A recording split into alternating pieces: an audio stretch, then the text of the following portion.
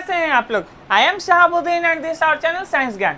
सो guys, आज आपके class 10 physical science का मोस्ट इंपॉर्टेंट चैप्टर है दैट इज करंट इलेक्ट्रिसिटी। आपके बोर्ड में इस चैप्टर से 12 मार्क्स आते हैं। ओके, सो बिना डिले का चलिए शुरू करते हैं। सबसे पहले आप लोग के मन में आ रहा होगा कि करंट क्या है और इलेक्ट्रिसिटी क्या है। तो उन दोनों टर्म को जानने से पहले आप लोग ये समझिए कि इलेक्ट्रिक चार्ज क्या है, व्हाट इज चार्ज। ठीक है, सो बेसिकली ये देखिए आपकी स्क्रीन पर ये डेफिनेशन अभी फ्लैश हो रहा है, जैसे इलेक्ट्रिक चार्ज का डेफिनेशन पूरा।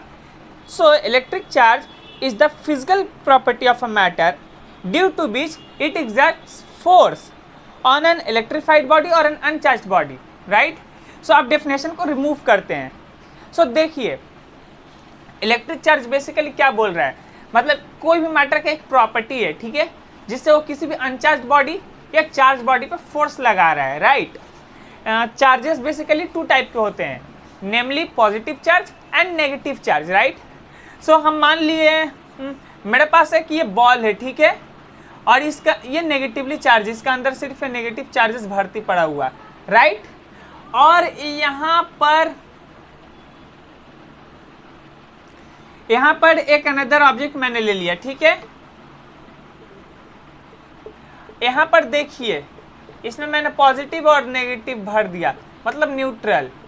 गाइस बेसिकली हम लोग का बॉडी भी चार्ज रहता है, लेकिन अब आप लोग बोलेंगे जब हम लोग का बॉडी चार्ज है तो वो इससे मेटल क्यों नहीं अट्रैक्ट होता है, राइट? या फिर हम लोग जो स्पून होता है जिससे खाना खाते उसको ऐसे बॉडी पे टच करते तो क्यों नहीं चिपकता? सो हम लोग का बॉडी न्यूट्रली चार्ज है, मतलब इसमें जितना प्रोटॉन्स है उतना ही इलेक्ट्रॉन्स है, राइट?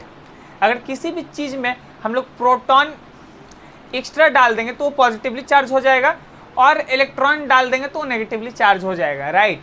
ये फिनोमेना पे कोई भी चीज़ काम करता है। सो बेसिकली मैंने ये एक न्यूट्रल चार्ज ऑब्जेक्ट लिया जिसमें प्लस माइनस बराबर है और एक नेगेटिव चार्ज है। सो अब होगा क्या, क्योंकि ये नेगेटिव चार्ज है तो ये इसको अट्रैक्ट करेगा, ठीक है, क्योंकि इलेक्ट्रिक चार्ज जो है वो किसी भी एक न्यूट्रल ऑब्जेक्ट को क्या बोलते हैं, ये नेगेटिव चार्ज है, ठीक है। सो ये प्लस को भी अट्रैक्ट करेगा अपने पास और एक न्यूट्रल चार्ज को भी, क्योंकि न्यूट्रल चार्ज में तो प्लस माइनस दोनों है, तो प्लस कुछ इस तरीके से इसके तरफ शिफ्ट हो जाएंगे इधर पे, ये जो प्लस चार्जेस है ये शिफ्ट हो जाएंगे और नेगेटिव इधर भाग जाएंगे, इसमें नेगेटिव इधर भाग जाएंगे। सो ये भी अट्रैक्ट हो जाएगा, ओके। सो बेसिकली यहाँ पर एक फोर्स ऑफ अट्रैक्शन लग रहा है, राइट? और वहीं on the other hand if I put आप इस another sphere with negative charge, and then in that case we will see that they both repel each other. That means कि यहाँ पर भी एक फोर्स लग रहा है, राइट? सो बेसिकली यही इलेक्ट्रिक चार्ज का नेचर है। अगर ऑपोजिट चार्जेस रहा तो अट्रैक्ट करेगा, लाइक चार्जेस रहा तो रिपेल करेगा, लाइक मैग्नेट आप लोगों ने क्लास 9 में पढ़ रखा है। सो होप आप लोगों को ये अच्छे से पता होगा कि opposite poles attract each other, like poles repel each other, okay? And there are two types of charges, namely positive charge and negative charge. okay, so hope आप लोग को क्लियर रहा होगा। अब आते हैं इलेक्ट्रिसिटी पे, right? So what is electric current? So basically ये देखिए आपके स्क्रीन पे यहाँ पे ये डेफिनेशन फ्लैश हो रहा है अभी इलेक्ट्रिक करंट का, आप लोग भी पढ़ पा रहे होंगे क्या लिखा हुआ। चलिए मेरे साथ साथ आप लोग भी रिपीट कीजिए ये लाइन जो आपकी स्क्रीन पर अभी दिखाई दे रहा।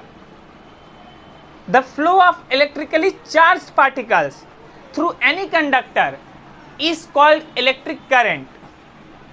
मतलब क्या है कि the flow of electrically charged particles, अभी मैंने आप लोगों को बताया इलेक्ट्रिक चार्ज क्या है, राइट?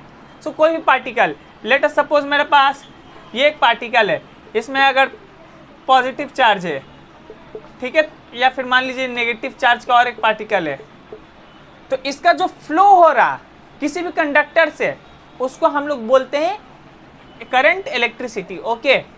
और अब कंडक्टर क्या है?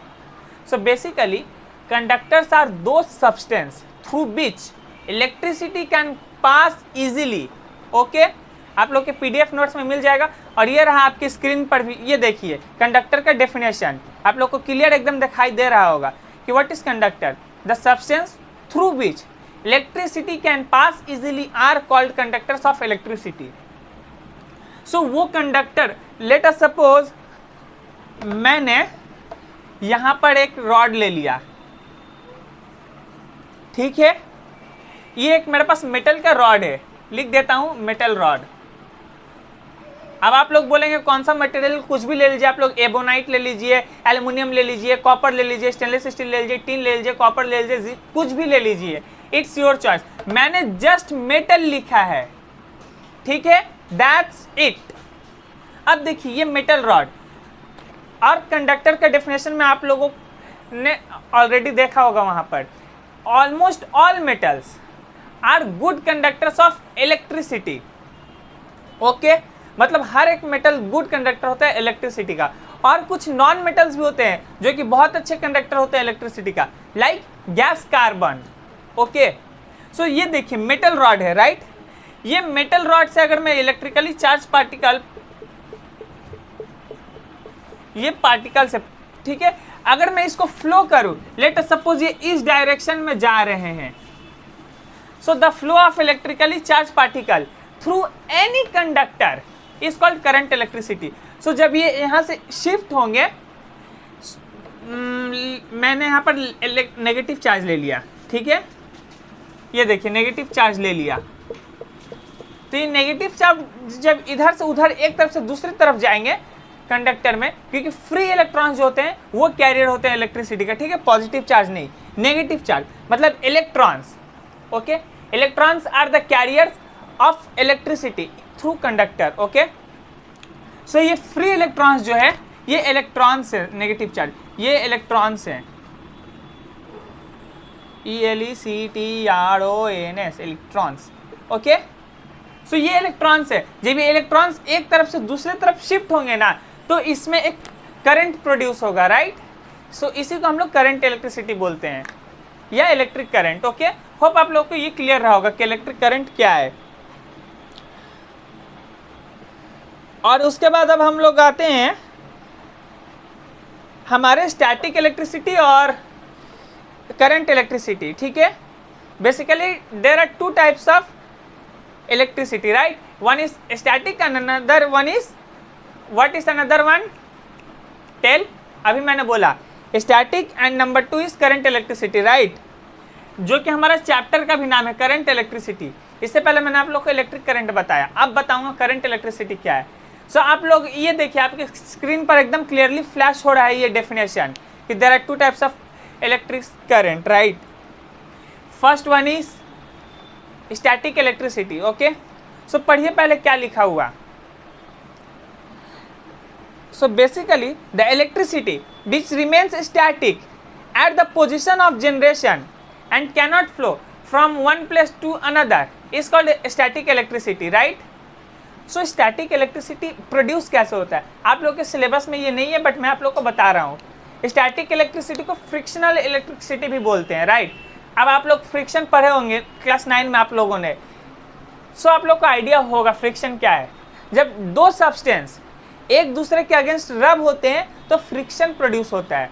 जैसे कि आप लोगों ने देखा होगा कि आप लोग अपने हेयर को कॉम्ब कर रहे हैं, या फिर एक आप लोगों ने सबसे ज़्यादा यूज़ किया होगा, आप लोगों को जो स्केल होता है आप लोगों का, राइट, फाइबर का, और वो जो ग्लास टाइप का मटेरियल होता है फाइबर ग्लास का स्केल, आप लोग उससे लाइन टानते हैं जनरली कॉपी में, बट आप लोग उसको कभी कभी आप लोग क्लास में खेलने के लिए देखे होंगे, आप लोग के हेयर में अगर ऑयल लगा हुआ रहता है तो आप लोग उसको रब करते हो उस स्केल को अपने हेयर पे, ठीक है, और उसके बाद छोटे छोटे पेपर के चंक्स आप लोग ला के रख देते हैं, ये छोटे छोटे एकदम पेपर के ये पीसेस ला के रख देते हैं। और फिर जब ये स्केल यहाँ पर आता है, ये स्केल जब यहाँ पर लाते हैं आप लोग, सो ये बेसिकली ये पेपर के पीसेस जो है ये इसके तरफ अट्रैक्ट होते हैं, राइट। सो ऐसा क्यों होता है, क्योंकि एट दैट मोमेंट हमारा जो स्केल है वो चार्ज हो गया रहता है ड्यू टू रबिंग। ओके, सो इसलिए ये यहाँ से अट्रैक्ट करता है। सो ऐसे स्टैटिक इलेक्ट्रिसिटी प्रोड्यूस होता है due to rubbing. Okay, but static electricity जो हम लोग प्रोड्यूस करते हैं आप लोगों के घर में जो आता है वो स्टैटिक नहीं है। क्यों? क्योंकि स्टैटिक इलेक्ट्रिसिटी जो है वो एक जगह से दूसरी जगह नहीं ले जाया जा सकता। जैसे ये स्केल मैंने यहाँ पर अभी हेयर से रब किया, इसमें चार्ज आ गया, इसने ये पेपर के पीसेस को अपने तरफ अट्रैक्ट किया। फिर कुछ मोमेंट बाद हम लोग क्या देखेंगे, ये स्केल है हमारा, और पेपर के पीसेस इसमें चिपक गए हैं, राइट। और फिर कुछ मोमेंट बाद देखेंगे हम लोग कि ये स्केल हमारा नॉर्मल है और वो पेपर के पीसेस डिटैच होके नीचे ऐसे गिर गए। तो सबसे पहले मैंने स्केल को रब किया अपने हेड पर, उसके बाद पेपर के पीस इसके तरफ अट्रैक्ट हुए। फिर कुछ मोमेंट बाद देखेंगे सब पेपर के पीसेस इसमें अट्रैक्ट होके स्टिक हो गए, राइट। और फिर उसके कुछ समय बाद हम देखेंगे कि ये पेपर के पीस अगेन लूज होके गिर गए। क्यों? क्योंकि स्टैटिक इलेक्ट्रिसिटी ज़्यादा समय के लिए नहीं रहता, और दूसरा कि स्टैटिक इलेक्ट्रिसिटी जो हम लोग प्रोड्यूस करते हैं उसको एक जगह से दूसरे जगह नहीं ले जाया जा सकता। जैसे ये जो यहाँ पर स्केल को रब करने से बना है स्टैटिक इलेक्ट्रिसिटी, इसको अगर हम चाहें कि इससे अगर हम बल्ब जला ले, अपना घर का फ्रिज में इलेक्ट्रिसिटी पहुँचा दे, इससे हम अपना घर का फैन चला ले, एसी चला ले, तो ये पॉसिबल नहीं है। क्योंकि स्टैटिक इलेक्ट्रिसिटी जहाँ प्रोड्यूस हुआ वो वहीं का वहीं रहेगा, वो एक प्लेस से दूसरा प्लेस नहीं जाएगा। ओके, सो होप आप लोग को क्लियर रहा होगा कि स्टैटिक इलेक्ट्रिसिटी क्या है। सो अब आते हैं करंट इलेक्ट्रिसिटी पे। सो आप लोग की स्क्रीन पर ये डेफिनेशन फ्लैश हो रहा होगा, राइट। सो आप लोग भी मेरे साथ पढ़िए। The electricity which can flow from one place to another is called current electricity, right. मतलब क्या है कि जो इलेक्ट्रिसिटी एक प्लेस में बना वहाँ से दूसरे प्लेस तक गया उसको हम लोग बोलते हैं करंट इलेक्ट्रिसिटी। ओके, और इलेक्ट्रिक करंट के भी दो टाइप होते हैं, अल्टरनेट एसी करंट और डीसी करंट। सो वो आपके बाद का टॉपिक है, इसलिए वहाँ पर इतना डिटेल में अभी मत जाइए, मैं आप लोग को सब कराऊंगा। सो बी पेशेंस। ओके, सो आप लोग को ये तो समझ में आया कि करंट इलेक्ट्रिसिटी और स्टैटिक इलेक्ट्रिसिटी में क्या फ़र्क है। स्टैटिक इलेक्ट्रिसिटी प्रोड्यूस होगा रबिंग से, बट वो एक प्लेस से दूसरे प्लेस तक नहीं जाएगा। लेकिन करंट इलेक्ट्रिसिटी जहाँ प्रोड्यूस होगा वहाँ से कहीं और भी जाके यूज़ हो जाएगा। जैसे आपके घर में जो इलेक्ट्रिसिटी आ रहा है ये कहीं और बना, किसी पावर स्टेशन में बना, वो थर्मल भी हो सकता है, सोलर भी हो सकता है, जियो थर्मल भी हो सकता है, ठीक है, कुछ भी हो सकता है। लेकिन वहाँ से इलेक्ट्रिसिटी आपके घर में आया, मतलब इलेक्ट्रिसिटी का ट्रांसमिशन हुआ एक प्लेस से दूसरा प्लेस। ओके, ट्रांसमिशन मतलब एक प्लेस से दूसरा प्लेस तक वो फैला। सो होप आप लोग को स्टैटिक इलेक्ट्रिसिटी और करंट इलेक्ट्रिसिटी का डिफरेंस मालूम चला होगा। अब आते हैं आपके one of the most important topic class 10 physics के इस चैप्टर करंट इलेक्ट्रिसिटी से, जो कि है हमारा कूलम्स लॉ। ठीक है गाइस, और हाँ आप लोगों के पीडीएफ नोट्स में मैंने units of charge, dimension of charge दे दिया है। सो बेसिकली हम लोग जो चार्ज होता है, चार्ज को मेजर करते हैं कूलम में, COULOMB, कूलम। ओके, कूलम क्या है हमारा? ये हमारा SI यूनिट है, SI यूनिट। ओके, और हम लोग इसको मेजर करते हैं स्टैट कूलम में भी, stat coulomb, stat coulomb. Okay, ये CGS यूनिट है, CGS यूनिट, ठीक है, स्टैट कूलम भी हमारा CGS यूनिट है। सो अब रिलेशन क्या है इन दोनों का? So basically 1 coulomb is equal to 3 into 10 to the power 9 stat coulomb, stat coulomb. Okay, ये हमारे यूनिट है इलेक्ट्रिक चार्ज का। और करंट का डायमेंशन जो होता है हमारा वो होता है IT, that is charge into time. Charge को हम लोग I से डिनोट करते हैं। ओके, सो होप आप लोगों को ये क्लियर रहा होगा। अब आते हैं आपके कूलम्स लॉ पे। सो जैसा कि आप लोग ये देख सकते हैं आपके स्क्रीन पर फ्लैश हो रहा है कूलम्स लॉ, तो मेरे साथ साथ पढ़िए। द इलेक्ट्रोस्टैटिक और attractive force of attraction or repulsion between 2 point charges at rest is directly proportional to the magnitude of the charges and inversely proportional to the square of the distance separating them, right? और एक बार पढ़िए, the electrostatic force of attraction or repulsion between 2 point charges at rest is directly proportional to the product of magnitude of charges and inversely proportional to the square of the distance separating them, right? Definition आप लोगों ने पढ़ लिया 2 बार, आप लोगों के book में भी लिखा हुआ है, लेकिन उसको आप फील लेते हैं कि वो बोलना क्या चाह रहा है, राइट? सो बेसिकली बोल रहा कूलम्स लॉ हम लोगों को बोल रहा है कि द अट्रैक्टिव फोर्स और repulsive force between 2 point charges. और हाँ गाइस, एक बात याद रखना, कूलम्ब्स लॉ कोई यूनिवर्सल लॉ नहीं है, वो सिर्फ पॉइंट चार्जेस पे वैलिड है। और अगर हमारे पास जो चार्जेस वो अगर पॉइंट चार्जेस ना हुए तो कूलम्ब्स लॉ इनवैलिड हो जाएगा। ओके, इस बात को याद रखना। और आप लोगों के अगले क्लास के PDF में मिल जाएंगे। सो अगर आप लोग मेरे सभी नोट्स को अच्छे से फॉलो करेंगे तो आप लोगों को सब कुछ प्रोवाइड कर दिया जाएगा। Okay, so don't worry. So अब हम लोग इस डेफिनेशन का फील लेते हैं कि हम लोग को कूलम्ब्स लॉ बोलना क्या चाह रहा है, right. So Coulomb's law basically हम लोग को ये बोल रहा कि force of attraction between 2 point charges is directly proportional to the product of magnitude of charges. Q1 और Q2 दो चार्जेस लिया, ठीक है, और inversely proportional to the square of the distance separating them. आप लोगों ने अपने मैथ्स के वेरिएशन चैप्टर में पढ़ रखा होगा अच्छे से। ये डायरेक्ट प्रोपोर्शन, डायरेक्ट प्रोपोर्शन मतलब क्या, ये दोनों चार्जेस का प्रोडक्ट। अगर मेरे पास कोई भी एक चार्ज है यहाँ पर, अगर वो इंक्रीज होगा तो ये फोर्स जो है ये भी इन दोनों का इंक्रीज हो जाएगा। सपोज ये Q2 है, राइट, ये Q2 अगर बढ़ गया, Q2 का वैल्यू इंक्रीज हुआ तो ये टोटल फोर्स जो है वो भी इंक्रीज हो जाएगा, राइट। और ये जो डिस्टेंस है इसका स्क्वायर इनवर्स में, मतलब नीचे में यहाँ पर स्क्वायर, ठीक है।